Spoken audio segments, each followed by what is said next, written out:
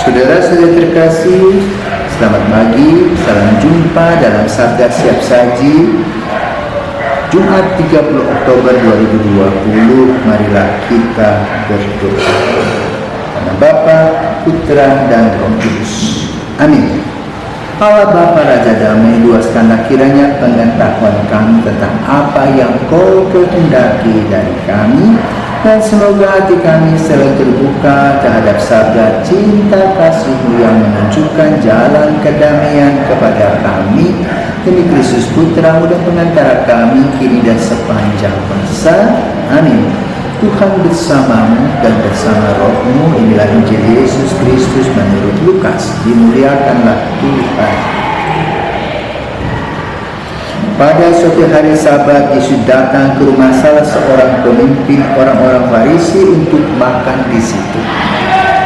Semua orang yang hadir mengamat-amati dia dengan seksama. Tiba-tiba datanglah seorang yang sakit busung air dan berdiri di hadapan Yesus. Lalu Yesus bertanya kepada para ahli Taurat dan orang-orang Farisi, bolehkah menyembuhkan orang pada hari Sabat atau tidak? Tetapi mereka semua diam saja. Lalu Yesus memegang tangan si sakit itu dan menyembuhkannya serta menyuruhnya pergi. Kemudian Dia berkata kepada mereka, siapakah di antara kalian yang anak atau lembunya terperosok ke dalam sumur tidak segera menariknya keluar meski pada hari Sabat? Mereka tidak sanggup membantahnya. Demikian Injil Tuhan. Terpujilah Kristus. Hebat Yesus. Kenapa? Yesus itu mencintai semua orang. Dia tidak mau kita punya sikap muka belakang. Dia tidak suka dengan orang yang mencari untungnya sendiri. Maka kalau kita perhatikan, Yesus tetap bersahabat dengan orang-orang Farisi, orang-orang ahli kitab. Untuk apa? Nama beraya, gotong royong hidup bersama. Karena tidak semua orang Farisi, orang Saduki, ahli kitab buruk, tetapi ada pula yang kurang baik. Tetapi dalam pewartaan kabar baru tadi, Yesus tetap merangkul semua orang, bahkan ingin mengklarifikasi tentang makna dari hari Sabat. Menurut orang Yahudi, hari Sabat adalah hari yang misterius, tidak boleh diganggu apapun dalam kegiatan itu kecuali makan, minum, yang berkaitan dengan pekerjaan, tidak ada. Hanya boleh membaca kitab Taurat. Padahal Yesus menekankan bahwa meresapkan hukum Taurat juga melaksanakan cinta kasih sehari-hari, berbelas kasih, memahami dan mengerti orang, dan juga bisa menjawab dengan situasi dan kondisi tertentu. Tetapi orang-orang Farisi, orang-orang Yahudi tadi takut akan akibat dari hari Sabat yang tidak dipedulikan. Sebetulnya bukan tidak dipedulikan, tetapi hari Sabat itu lebih didaya gunakan. Itulah maksud Yesus.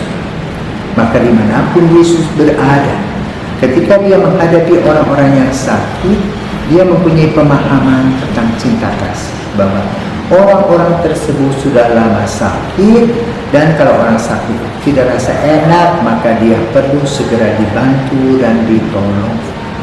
Boleh dikatakan Yesus selalu merasa orang-orang tersebut di dalam ruang UGD, unit darurat, gawat darurat, artinya perlu dibantu. Coba kita lihat dalam Injil pada hari ini.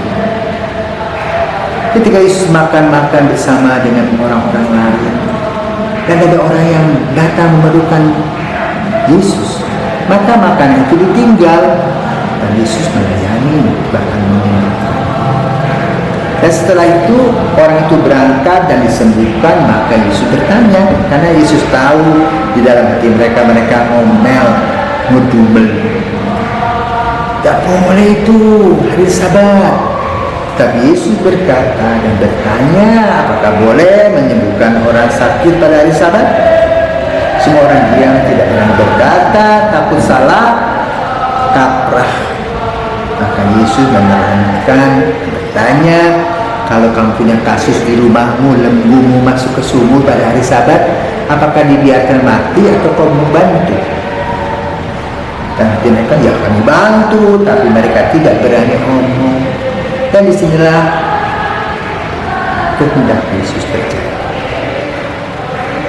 Orang harus terus terang dan paham bahwa mereka bukan melanggar, tetapi menyelamatkan lembu mereka.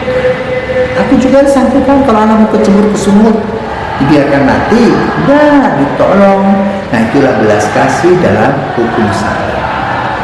Tetapi orang kurang pemahaman, maka lalu kita pun juga di dalam melaksanakan hukum, kadang-kadang kita melaksanakannya dengan kaku. Nah, di dalam gereja ada yang disebut dengan hukum gereja, ada juga yang disebut dengan hukum pastoral. Hukum gereja dibuat untuk sebagai rambu-rambu, tetapi ada kekecualian.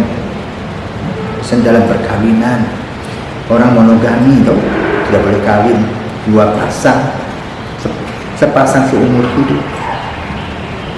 Tetapi ada kasus-kasus di mana orang tidak mempunyai iman yang sama, tapi jatuh cinta, maka gereja mulai mempertimbangkan dan memberikan kepada mereka dispensasi. Ini reksa pastoral.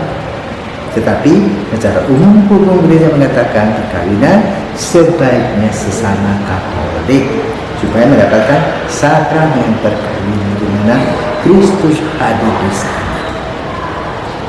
Mari saudara terkasih, kita belajar bahwa hukum untuk kehidupan kita. Hukum tidak kaku dan beku, tetapi hukum selalu fleksibel. Sebagaimana air yang mengalir di sebuah sungai, yang mengikuti kemana dia harus berangkat. Semoga hati kita pun juga seperti apa yang dikehendaki Yesus, penuh dengan cinta kasih. Selamat merayakan cinta kasih dalam kehidupan kita sehari-hari. Amin.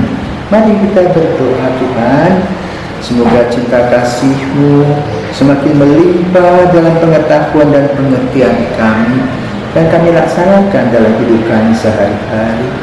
Semoga langkah-langkah kami diisi dengan kejujuran, ketulusan untuk memuliakan Engkau dan mencintai sesama. Demi Kristus Putra-Mu dan pengantara kami kini dan sepanjang masa. Amin.